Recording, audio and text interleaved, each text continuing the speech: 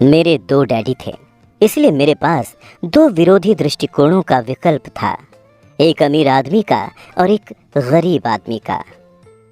मेरे दो डैडी थे, एक अमीर और एक गरीब। एक उच्च शिक्षित और बुद्धिमान थे, वो पीएचडी थे और उन्होंने 4 साल का पूर्व स्नातक पाठ्यक्रम 2 साल में ही पूरा कर लिया था। इसके बाद पढ़ाई करने के लिए वो स्टैनफोर्ड यूनिवर्सिटी, शिकागो यूनिवर्सिटी और नॉर्थ वेस्ट यूनिवर्सिटी गए, जाहिर है पूरी स्कॉलरशिप्स पर। दूसरे डैडी कभी 8वीं भी पास नहीं कर पाए। दोनों ही डैडी अपने करियर में सफल थे, दोनों ने ही जिंदगी भर कड़ी मेहनत की, दोनों ने ही काफ़ी पैसे कमाए, लेकिन एक हमेशा आर्थिक परेशानियों से जूझते रहे और दूसरे आगे चलकर हवाई के सबसे अमीर लोगों में से एक बने।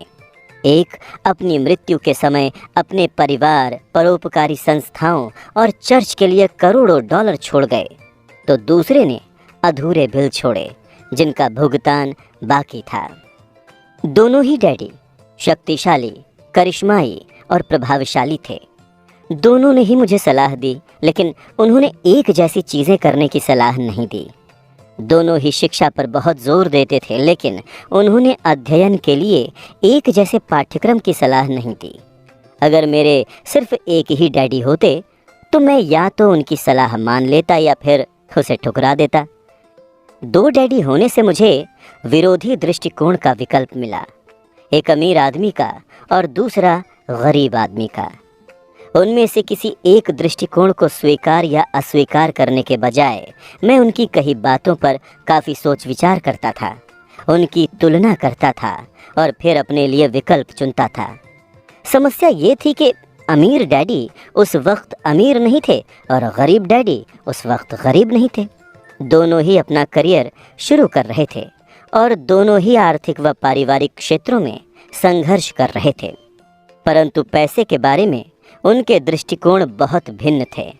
मिसाल के तौर पर एक डैडी कहते थे, पैसे का प्रेम ही सारी बुराई की जड़ है, तो दूसरे डैडी कहते थे, पैसे की कमी ही सारी बुराई की जड़ है। दो शक्तिशाली डैडियों की अलग अलग सलाह से बचपन में मुझे बड़ी उलझन होती थी। मैं एक अच्छे बेटे की तरह उनकी बातें सुनना चाहता था और उन पर अमल करना चाहता था। दिक्कत ये थी कि दोनों डैडी एक सी बातें नहीं कहते थे। उनके दृष्टिकोण में ज़मीन आसमान का अंतर था, ख़ास तौर पर पैसे के संबंध में। इससे मैं बहुत चकराता था, लेकिन मेरी जिज्ञासा जाग गई। मैं काफ़ी समय तक सोचता रहता था कि उनमें से किसने क्या कहा और क्यों कहा। अपने खाली समय में अधिकतर मैं इसी बारे में विचार करते हुए खुद से ये सवाल पूछता था, उन्होंने ऐसा क्यों कहा? फिर मैं दूसरे डैडी की कही बातों के बारे में भी यही सवाल पूछता था।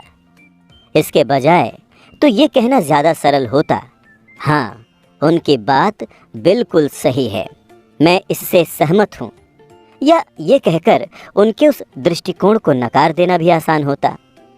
उन बुजुर्ग इंसान को पता ही नहीं है कि वो क्या बोल रहे हैं। मैं दोनों डैडियों से प्रेम करता था, इसलिए मैं सोचने के लिए विवश हुआ और अंततः मुझे अपने लिए सोचने का तरीक़ा चुनने की खातिर मजबूर होना पड़ा। इस प्रक्रिया में अपने लिए विकल्प चुनना आगे चलकर काफ़ी मूल्यवान साबित हुआ, जो किसी दृष्टिकोण को सिर्फ स्वीकार या अस्वीकार करने से संभव नहीं था। अमीर लोग ज़्यादा अमीर बनते हैं और गरीब ज़्यादा गरीब तथा मध्यम वर्गीय कर्ज में डूबा रहता है। इसका एक कारण ये है कि पैसे का विषय स्कूल में नहीं, घर पर पढ़ाया जाता है। हम में से ज़्यादातर लोग पैसे के बारे में अपने माता पिता से सीखते हैं। गरीब माता पिता अपने बच्चों को पैसे के बारे में क्या सिखा सकते हैं? वो बस कह देते हैं, स्कूल जाओ और मेहनत से पढ़ो। हो सकता है कि बच्चा बेहतरीन ग्रेड के साथ पढ़ाई पूरी कर ले, लेकिन उसके बाद भी उसकी आर्थिक प्रोग्रामिंग और मानसिकता तो गरीब व्यक्ति की ही रहेगी। दुर्भाग्य से पैसे का विषय स्कूलों में नहीं पढ़ाया जाता। स्कूल में वित्तीय योग्यताओं के बजाय अकादमिक और पेशेवर योग्यताओं पर जोर दिया जाता है। इससे ये स्पष्ट होता है कि जिन चतुर बैंकरों, डॉक्टरों और लेखपालों ने स्कूल कॉलेज में बेहतरीन ग्रेड पाए थे, वो जीवन भर पैसे के लिए क्यों जूझते रहे? अमेरिका पर जो भारी राष्ट्रीय कर्ज है वो काफ़ी हद तक इसी कारण है क्योंकि जो उच्च शिक्षित राजनेता और सरकारी अधिकारी वित्तीय निर्णय ले रहे हैं उनके पास पैसे के विषय पर बहुत कम प्रशिक्षण है या ज़रा भी नहीं है। आज मैं अक्सर सोचता हूँ कि तब क्या होगा जब जल्द ही हमारे बीच लाखों करोड़ों लोग होंगे जिन्हें आर्थिक और चिकित्सकीय सहायता की ज़रूरत होगी। आर्थिक सहायता के लिए वो अपने परिवार या सरकार पर निर्भर रहेंगे। जब मेडिकेयर और सामाजिक सुरक्षा का पैसा खत्म हो जाएगा तब क्या होगा? देश कैसे बचेगा? अगर पैसे के बारे में बच्चों को सिखाने का काम माता पिताओं के भरोसे छोड़ दिया जाएगा, जिनमें से अधिकतर या तो पहले से ही गरीब हैं या फिर गरीब होने वाले हैं। चूँकि मेरे पास 2 प्रभावशाली डैडी थे, इसलिए मैंने दोनों से ही सीखा।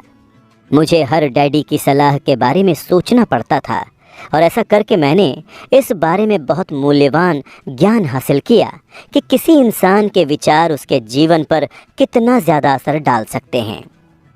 मिसाल के तौर पर एक डैडी में ये कहने की आदत थी, मैं इसे नहीं खरीद सकता, तो दूसरे डैडी ने इन शब्दों को प्रतिबंधित कर दिया था। वो जोर देते थे कि मैं इसी बात को इस तरह से पूछूं, मैं इसे कैसे खरीद सकता हूँ। एक वाक्य कथन है और दूसरा प्रश्न है। एक में बात खत्म हो जाती है और दूसरे में आप सोचने के लिए मजबूर होते हैं। मेरे जल्द ही अमीर बनने वाले डैडी समझाते थे कि मैं इसे नहीं खरीद सकता कहने से आपका दिमाग किस तरह काम करना छोड़ देता है, वहीं दूसरी ओर मैं इसे कैसे खरीद सकता हूँ, ये सवाल पूछने से आपका दिमाग सक्रिय हो जाता है। उनका ये मतलब नहीं था कि आपका जिस भी चीज़ पर दिल आ जाए आप उसे ख़रीद लें। उन्हें अपने दिमाग की कसरत कराने का जुनून था, जिसे वो संसार का सबसे शक्तिशाली कंप्यूटर मानते थे। वो कहते थे, मेरे दिमाग की शक्ति हर दिन बढ़ती है क्योंकि मैं इसको व्यायाम कराता हूँ।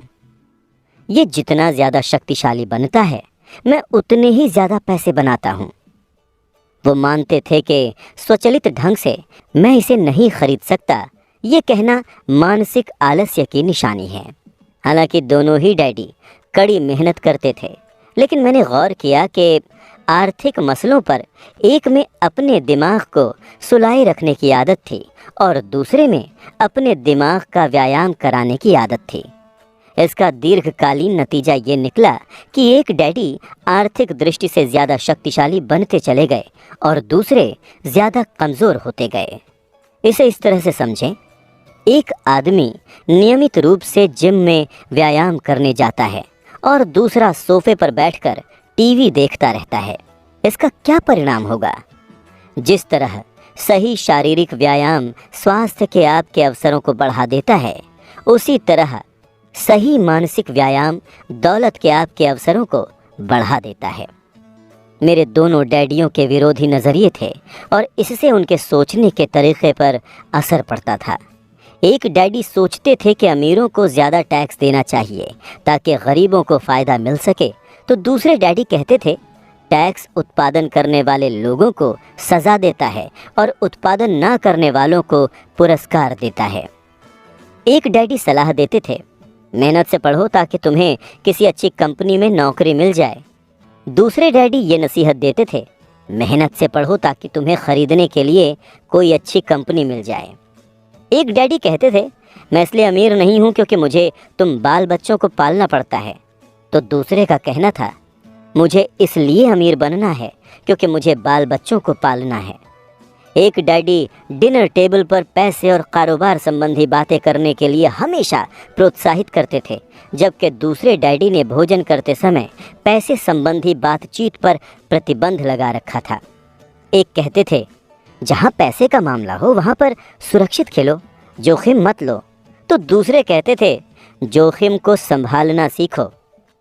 एक डैडी को यकीन था, हमारा मकान हमारा सबसे बड़ा निवेश और हमारी सबसे बड़ी संपत्ति है, तो दूसरे डैडी का मानना था, मेरा मकान एक दायित्व है, और अगर आपका मकान आपका सबसे बड़ा निवेश है तो आप संकट में हैं।